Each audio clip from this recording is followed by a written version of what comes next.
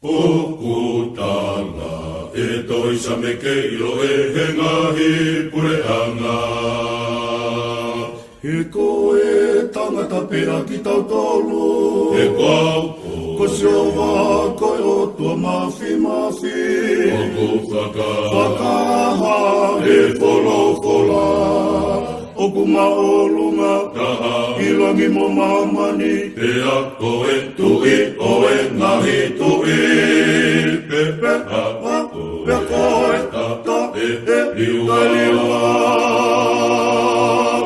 Pea ko hono hua whakoia koe. Maluanga o tonga. Pukutala e toisa me keilo e he ngahi pureanga. He koe tangata pea ki tau tolu. E kau Ko siova koe o tua mafi.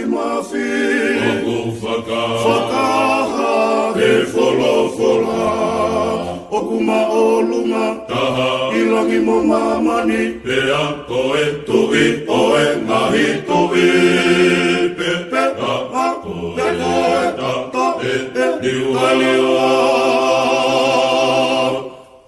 Pea koho no hua whakoia koe.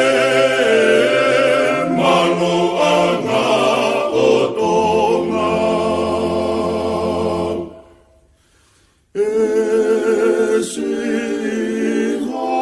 Sihova alo. O whatarisi e maulotu.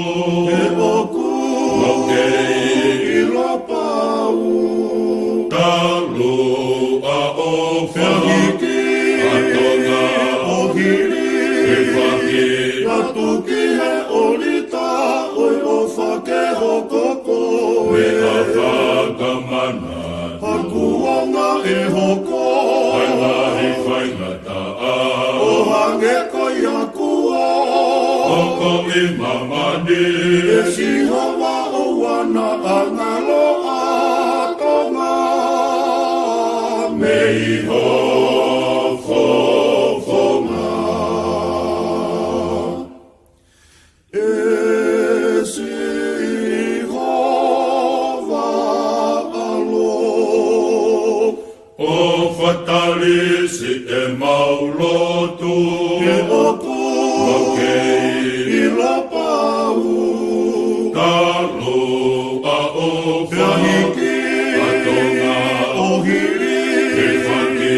Na tuki he olita oi o whakeho koko E a whakamana.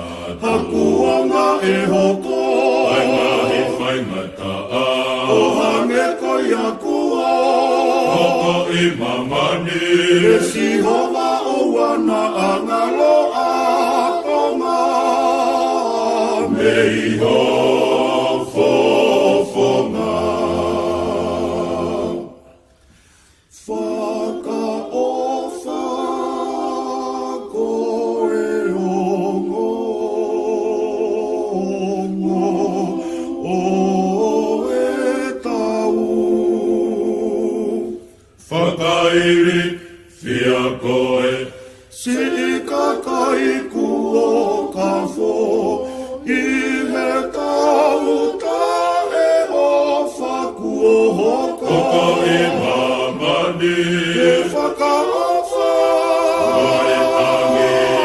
He mamahi Moe popula. Oi awe Sisue o whakemelino a mamani. He kua hulu whau a e toto. Kua mari